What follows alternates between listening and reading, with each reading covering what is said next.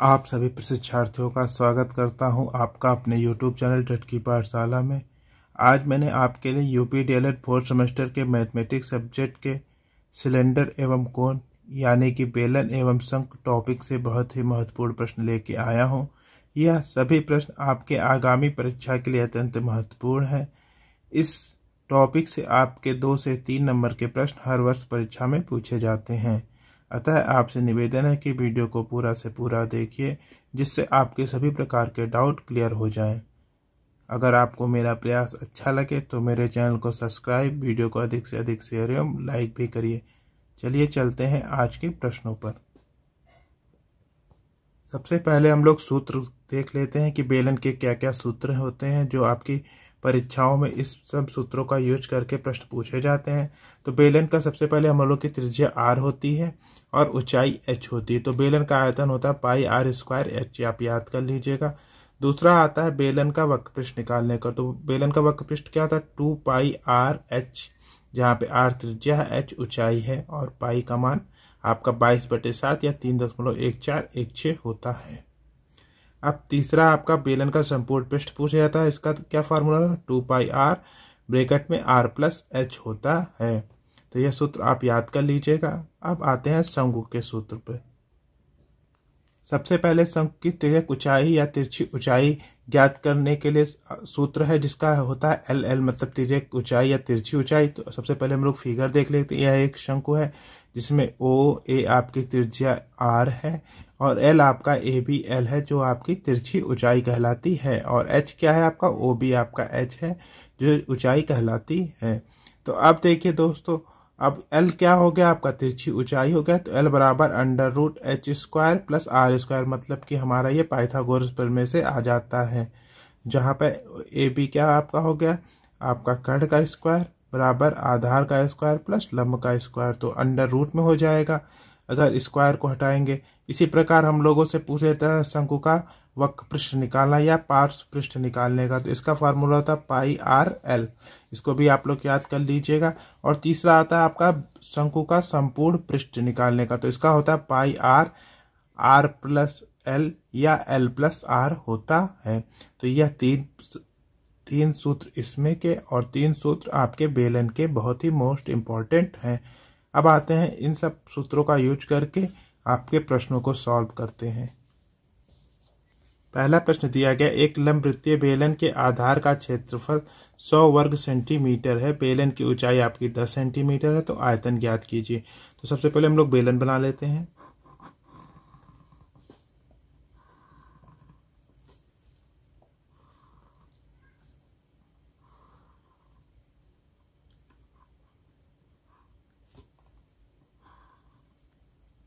ये आपका बेलन हो गया। अब दिया गया आधार का क्षेत्रफल, मतलब ये आपका दे दिया गया आधार का क्षेत्रफल, मतलब इस पूरे आधार का क्षेत्रफल आपका क्या दे दिया गया आपका 100 वर्ग सेंटीमीटर। तो इसके लिए हम लोग, और ऊंचाई आपकी दे दी गई है 10 सेंटीमीटर, मतलब ये आपकी 10 सेंटीमीटर दे दी गई है। तो हम लोग हल करते हैं। हल आपका दिया गया बेलन के आधार का क्षेत्रफल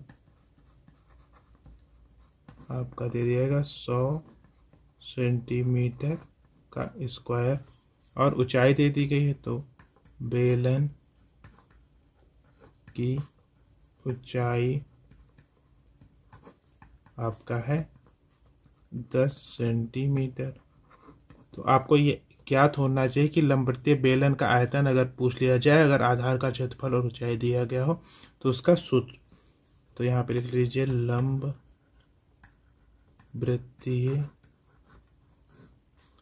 बेलन का आयतन क्या होता है आपका होता है आधार का क्षेत्रफल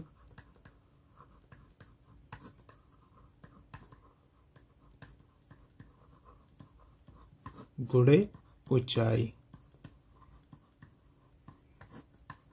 तो आधार का क्षेत्रफल आपका दे दिया गया 100, तो यहाँ पे लिख लीजिए 100 गुणे ऊंचाई आपकी 10 दे दी गई। तो 100 सेंटीमीटर का स्क्वायर है और 100 10 सेंटीमीटर, तो क्या हो जाएगा आपका ये सेंटीमीटर का क्यूब हो गया। अब ये 100 में 10 का गुणा कर दीजिए तो क्या हो जाएगा आपका 1000, और सेंटीमीटर क्यूब को आप लिख सकते हैं या तो घन सेंटीमीटर। तो यही आपका आंसर हो गया लंबवृत्तीय बेलन का आयतन। अब चलते हैं प्रश्न संख्या 2 पे। अब आते हैं प्रश्न संख्या 2 पे। किसी लंबवृत्तीय बेलन का संपूर्ण पृष्ठ 1540 वर्ग सेंटीमीटर है, उसकी ऊंचाई आधार के त्रिज्या की 4 गुनी है, तो बेलन के आधार की त्रिज्या ज्ञात कीजिए। तो हल करते हैं। हमको उससे क्या पूछा गया, बेलन के आधार की त्रिज्या, तो इसको हम लोग आर मान लेते हैं। बेलन के आधार की त्रिज्या बराबर आर सेंटीमीटर। अब क्या दिया गया, उसकी ऊंचाई आधार के त्रिज्या की 4 गुनी है, तो अब क्या हो जाएगा आपका बेलन की ऊंचाई आपका क्या होता है h होता है, तो h बराबर क्या हो जाएगा आपका 4 इंटू आर सेंटीमीटर। यहाँ तक आपको समझ में आ गया होगा।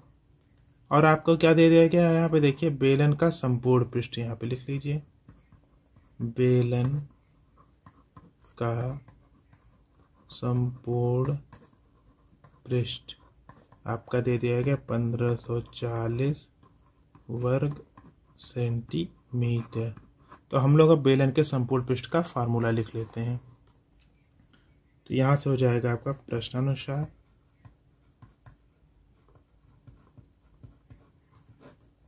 क्या दे दिया गया आपका बेलन का संपूर्ण पृष्ठ आपका दे दिया गया 1540 वर्ग सेंटीमीटर। अब बेलन के संपूर्ण पृष्ठ का फार्मूला क्या होता है 2 पाई आर प्लस h होता है बराबर 1540। अब हम लोग h की जगह हम लोग क्या लिख लेते हैं 4 इंटू आर। तो यहाँ पे हो जाएगा 2 गुणे पाई की वैल्यू हमने बताया था 22/7 और गुणे आर यहाँ पे हो गया, और यहाँ पे क्या हो गया आपका r प्लस 4r बराबर 1540।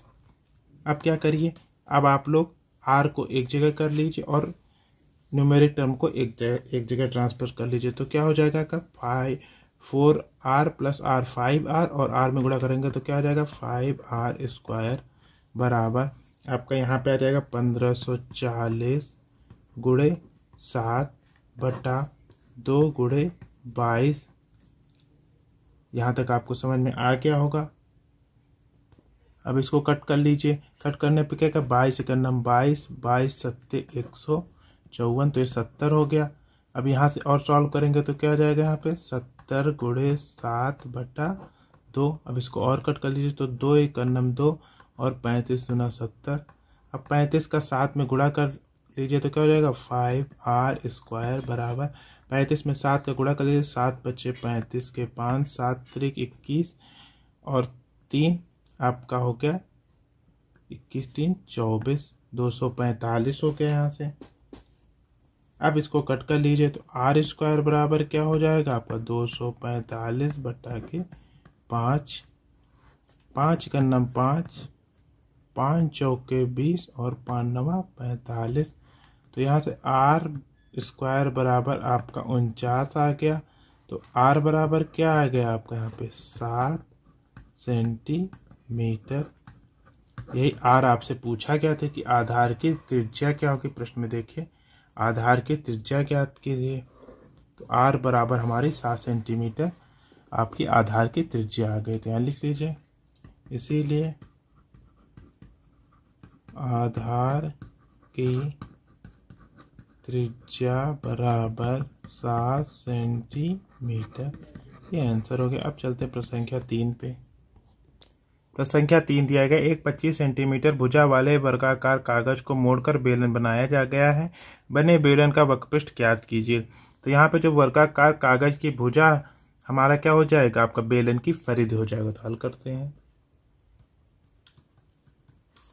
वर्गाकार कागज की भुजा बराबर बेलन की परिधि। अब क्या हो जाएगा यहाँ पे, तो बेलन की ऊंचाई आपकी क्या दे दी गई, यहाँ पे बेलन की ऊंचाई आपकी हो जाएगी 25 सेंटीमीटर। तो बेलन की ऊंचाई आपकी हो जाएगी 25 सेंटीमीटर। यहाँ से आपको दो चीज़ आपको पता है। अब क्या है यहाँ पे देखिए, बेलन की परिधि क्या हो जाएगी आपकी 2πr। तो हम लोग यहाँ पे यूज कर लेते हैं बेलन की परिधि आपका क्या हो जाएगा, वर्गाकार कागज की भुजा के बराबर हो जाएगा। तो यहाँ पे हो जाएगा आपकी 25 सेंटीमीटर। अब यहाँ बेलन की परिधि होता है 2πr, तो 2πr बराबर 25, ये हो गया आपका। अब आपसे क्या पूछा गया है, बने बेलन का वक्रपृष्ठ ज्ञात कीजिए। तो बेलन का वक्रपृष्ठ क्या होता है, 2πr इंटू h होता है। तो इसीलिए बेलन का वक्रपृष्ठ आपका होता है 2πr इंटू h। अब देखिए 2πr की वैल्यू हमारा 25 दिया गया है और ऊंचाई भी आपकी h क्या दे देगी, 25 दे देगी। तो हम वैल्यू रख लेते हैं। तो यहाँ हो जाएगा 25 इंटू 25, 25 का आपस में गुणा करते हैं तो आता है आपका 625 सेंटीमीटर का क्या हो जाएगा, आपका स्क्वायर हो जाएगा। तो ये आपका आंसर हो गया। इस यहाँ लिख लीजिए, बेलन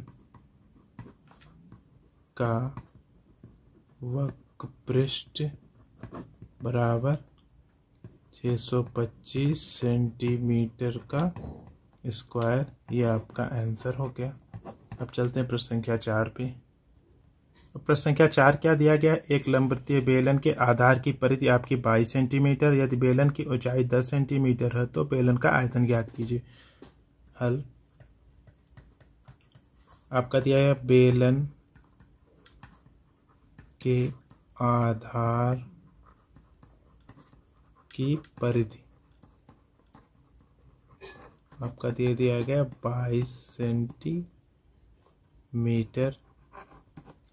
अब यहाँ से बेलन के आधार की परिधि क्या होती है, 2πr बराबर 22 सेंटीमीटर। अब यहाँ पाई की वैल्यू रख लीजिए, तो क्या हो जाएगा 2 गुणे 22/7 गुणे r बराबर 22। तब देखिए यहाँ से क्या हो जाएगा आपका, यहाँ से आपका हो जाएगा r बराबर 22 गुणे 7/2 गुणे 22, मतलब यहाँ से क्या 22 से 22 कट गया। तो यहाँ से r बराबर आ गया 7/2 सेंटीमीटर। यह आपको पता चल गया। अब आपसे पूछा क्या गया है, बेलन का आयतन ज्ञात कीजिए और आपकी ऊंचाई क्या दे दी गई यहाँ पे 10 सेंटीमीटर। तो यहाँ पे लिख लीजिए, बेलन की ऊंचाई आपका दिया गया है 10 सेंटीमीटर। अब r आपको पता चल गया, ऊंचाई पता चल गया और बेलन का आयतन क्या होता है, πr² h होता है। तो यहाँ पे लिख लीजिए, बेलन का आयतन बराबर πr² h, ये हो गया। अब यहाँ वैल्यू रख लीजिए, यहाँ पे आप रखिए पाई की वैल्यू आपकी क्या होती है 22/7। r की वैल्यू देखिए यहाँ से क्या है 7/2 का स्क्वायर हो जाएगा। तो 7/2 का स्क्वायर और h की वैल्यू आपकी 10 दी गई है। अब इसकी वैल्यू आप सॉल्व कर लीजिए, तो क्या हो जाएगा, यहाँ से 22 गुणे 7 गुणे 7 गुणे 10/7 गुणे 2 गुणे 2। अब इसको कट कर लीजिए, देखिए एक साथ से एक साथ कट गया, 2 × 2 2 पंचे 10 और यहाँ से 2 × 2 और 11 हो गया। अब इसका आपस में गुणा कर लीजिए, तो क्या हो जाएगा 11 गुणे 7 गुणे 5, ये हो जाएगा आपका 11 × 7 = 77 गुणे 5। तो यहाँ से बेलन का आयतन आपका 77 में 5 का गुणा कर लीजिए, 7 बचे 35 के 5, 7 बचे 35 और 3 38, तो हो जाएगा 385 घन सेंटीमीटर। हमेशा आप मात्रक जरूर लिखिएगा जिससे आपके एक नंबर श्योर है, नहीं तो अगर आप मात्रक नहीं लिखेंगे तो आपके एक नंबर काट लिए जाएंगे परीक्षा में। ये आपका आंसर हो गया। अब चलते हैं प्रश्न संख्या 5 पे। अब आते हैं शंकु के प्रश्नों पे। पहला प्रश्न दिया गया है या पांचवा प्रश्न, उस शंकु का वक्रपृष्ठ ज्ञात कीजिए जिसकी तिर्यक या तिरछी ऊंचाई आपकी 28 सेंटीमीटर और आधार वृत्त का व्यास 10 सेंटीमीटर है। तो यहाँ पे देखिए आपका दिया गया हल, आधार आपका वृत्ति होता है, तो शंकु का व्यास आपका दे दिया गया। तो यहाँ लिख लीजिए शंकु का व्यास बराबर 10 सेंटीमीटर। तो यहाँ से त्रिज्या क्या हो जाएगी आपकी, शंकु की त्रिज्या बराबर 10/2 सेंटीमीटर यानी कि 5 सेंटीमीटर हो गई। यहाँ से आपको आर की वैल्यू पता चल गई। शंकु की त्रिज्या आपकी क्या होती, आर होती, तो ये आर की वैल्यू आपकी पता चल गई। अब आप देखिए क्या दे दिया गया, तिरछी ऊंचाई यानी कि एल दे दी गई। तो यहाँ लिख लीजिए तिरछी ऊंचाई यानी कि आपकी एल दे दी गई है आपकी कितना, 28 सेंटीमीटर। अब आपसे पूछा क्या गया, शंकु का वक्रपृष्ठ। शंकु का वक्रपृष्ठ क्या होता है आपका, पाई आर एल होता है। तो यहाँ लिख लीजिए शंकु का वक्रपृष्ठ बराबर पाई आर एल। वैल्यू रख लीजिए, वैल्यू रखेंगे तो क्या आएगी, पाई की वैल्यू 22/7 रख लीजिए, गुणे आर की वैल्यू आपकी क्या है 5 है और एल की वैल्यू आपकी 28 है। आप कट कर लीजिए, 7 के 9 7, 7 चौक 28, 22 चौके कितना होता है 88, 88 गुणे 5, 88 में 5 का गुणा कर लीजिए तो कितना हो गया यहाँ पे आपका हो जाएगा शंकु का वक्रपृष्ठ आपका हो जाएगा 8 5 40 के 0, 8 5 40 और 4 44, 440 वर्ग सेंटीमीटर। ये आंसर हो गया। अब चलते हैं प्रश्न संख्या 6 पे। अब आते हैं प्रश्न संख्या 6 पे। प्रश्न संख्या 6 दिया गया, किसी लंबवृत्तीय शंकु का संपूर्ण पृष्ठ ज्ञात कीजिए जिसके आधार का व्यास आपका 10 सेंटीमीटर तथा जिसकी ऊंचाई आपकी 12 सेंटीमीटर है। तो हमें पता होना चाहिए कि शंकु का संपूर्ण पृष्ठ का फॉर्मूला क्या होता है। तो हल, शंकु का संपूर्ण पृष्ठ आपका फार्मूला क्या होगा, यहाँ से आपका हो जाएगा वक्रपृष्ठ प्लस आपका क्या हो जाएगा आधार का क्षेत्रफल। आप यहाँ से संपूर्ण पृष्ठ इस प्रकार निकाल सकते हैं कि वक्रपृष्ठ निकाल लीजिए और आधार का क्षेत्रफल निकाल लीजिए। तो अब हमें देखिए क्या क्या दिया गया है यहाँ पे, संपूर्ण जिसके आधार का व्यास, मतलब हमें आधार से त्रिज्या व्यास से हमें त्रिज्या निकालनी पड़ेगी और ऊंचाई से हमें तिरछी ऊंचाई ज्ञात करनी पड़ेगी। तो यहाँ अब हम लोग आते हैं प्रश्नानुसार पे। अब यहाँ पे क्या दिया गया, शंकु के आधार का व्यास बराबर 10 सेंटीमीटर के। अब यहाँ से देखिए क्या हो जाएगा आपका त्रिज्या आपका आर होता है, आर बराबर कितना हो जाएगा 5 सेंटीमीटर। ये तो आपको पता है कि आधी होती है त्रिज्या। अब ऊंचाई आपकी दी गई है, यहाँ पे ऊंचाई लिख लीजिए। ऊंचाई आपकी क्या होती है, एच होती है। एच को हम लोग किससे डिनोट कर लिए, एच से डिनोट कर लिए ऊंचाई को। अब देखिए ऊंचाई आपकी दे दी गई 12 सेंटीमीटर, ये आपको यहाँ से पता चल गया। अब हम लोग क्या निकाल लेते हैं, यहाँ से तिरछी ऊंचाई निकाल लेते हैं। तो शंकु की तिरछी या तिर्यक ऊंचाई आपका होता है L बराबर under root h² plus r²। अब यहाँ से हमसे क्या दिया गया है आपका, अब देखिए यहाँ पे h की वैल्यू आपकी 12 दे दी गई, तो यहाँ पे क्या हो जाएगा, अंडर रूट 12² प्लस r की वैल्यू आपकी 5 है। अब इसको और सॉल्व कर लीजिए, तो l बराबर क्या हो जाएगा आपका, 12² 144 होता है, प्लस 5² 25। ये आपकी वैल्यू आ गई अंडर रूट 169 आपकी वैल्यू होती है 13 की। तो l बराबर आपकी आ गई 13 सेंटीमीटर। अब हम लोग संपूर्ण पृष्ठ पे रख देते हैं फार्मूला पे। तो यहाँ से क्या हो जाएगा आपका, शंकु का संपूर्ण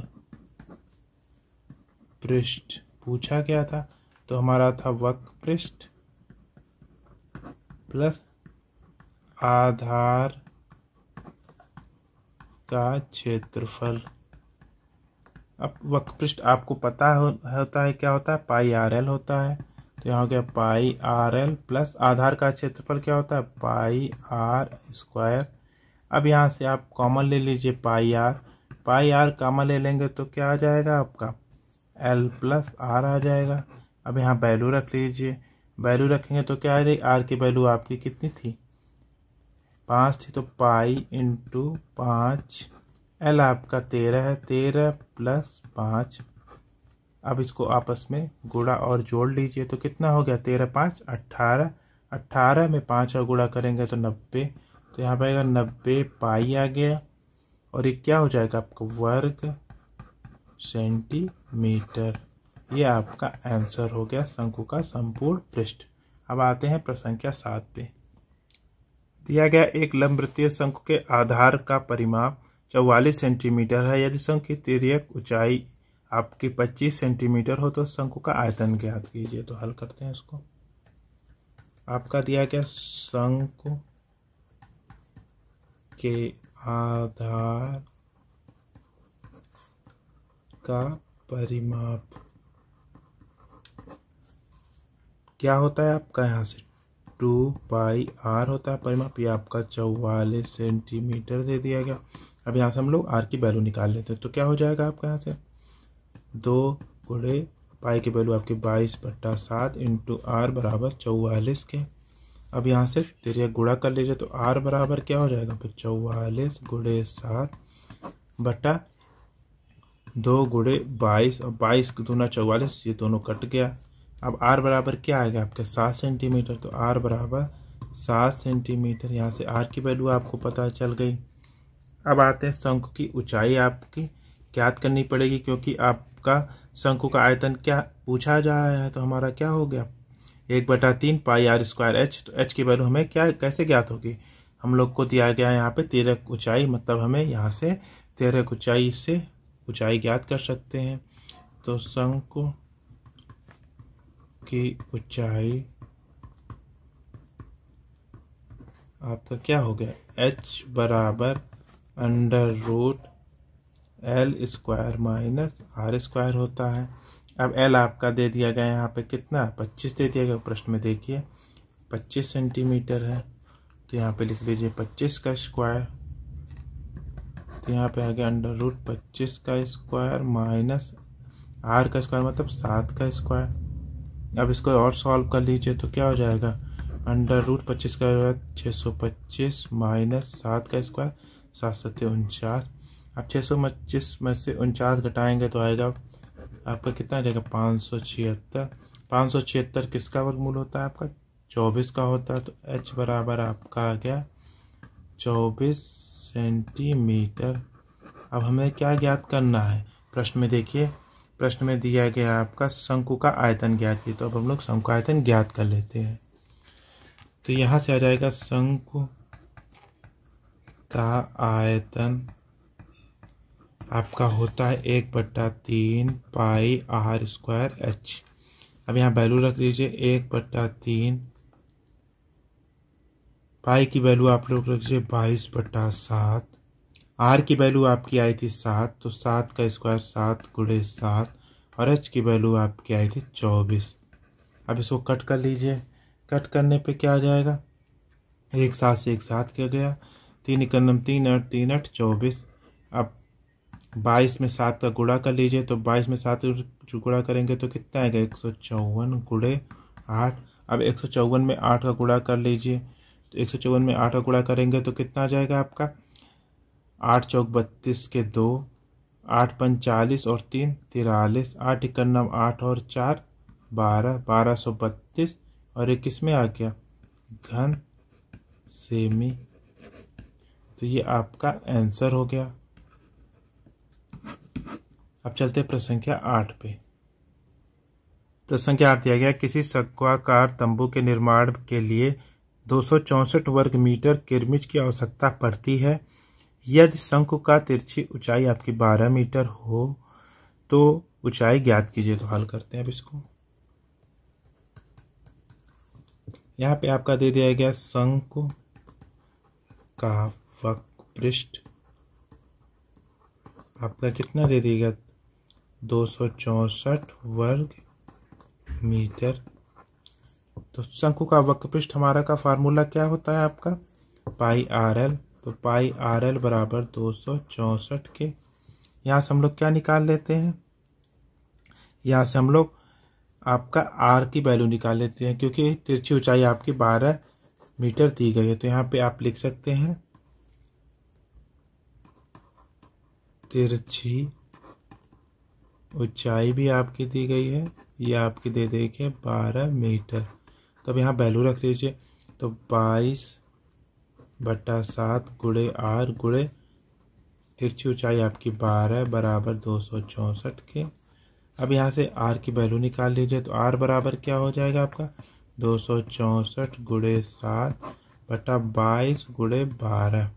अब इसको आपस में कट कर लीजिए, तो कितना आ जाएगा यहाँ से, ये देखिए 22 एकम 22, यहाँ कितना बचा आपका 4 बचा, 22 दूना 44। अब देखिए 12 एकम 12 और ये कट गया, तो यहाँ से आर की वैल्यू आपकी 7 मीटर आ गई। यहाँ से त्रिज्या आपकी 7 मीटर आ गई। अब आपकी क्या पूछा गया है ऊंचाई, मतलब एच ज्ञात करना है। अब हम लोग तिरछी ऊंचाई पता है, त्रिज्या पता है, तो हम लोग ऊंचाई ज्ञात कर सकते हैं। तो आपको पता होना चाहिए, तो शंकु की तिर्यक ऊंचाई क्या हो गया आपका L बराबर √h² प्लस r²। तो यहाँ से आपकी L आपका दे दिया गया, देखिए प्रश्न में 12 मीटर, तो यहाँ पे लिख लीजिए 12 बराबर √h की वैल्यू हमको ज्ञात करनी है, तो h² प्लस r की वैल्यू आपकी 7 का स्क्वायर हो गया। अब क्या कर लीजिए, दोनों तरफ वर्ग कर लीजिए, तो 12 का स्क्वायर आपका 144 बराबर यहाँ से हो जाएगा आपका h² प्लस 7 का स्क्वायर होता है आपका 49। अब 144 में से 49 घटा लीजिए, 144 माइनस आपका यहाँ पे 49 हो गया बराबर h²। 144 में से 49 घटाएंगे तो आपका कितना बचेगा 95 बराबर h²। तो यहाँ से आपकी ऊंचाई बराबर क्या हो जाएगा, शंकु की ऊंचाई बराबर आपका हो जाएगा h बराबर √95 मीटर। यही आपका आंसर हो गया। यह रहे आपके आज के इम्पोर्टेंट प्रश्न। यह सभी प्रश्न आपके आगामी परीक्षा के लिए अत्यंत महत्वपूर्ण है, अतः आप इन सभी प्रश्नों का रिवीजन कर लीजिए, जिससे आपके 2 से 3 नंबर सुनिश्चित हो जाएंगे। अगर आपको मेरा प्रयास अच्छा लगे तो मेरे चैनल को सब्सक्राइब, वीडियो को अधिक से अधिक शेयर और लाइक भी करिए। मिलते हैं अगले इंपॉर्टेंट वीडियो के साथ, तब तक के लिए नमस्कार।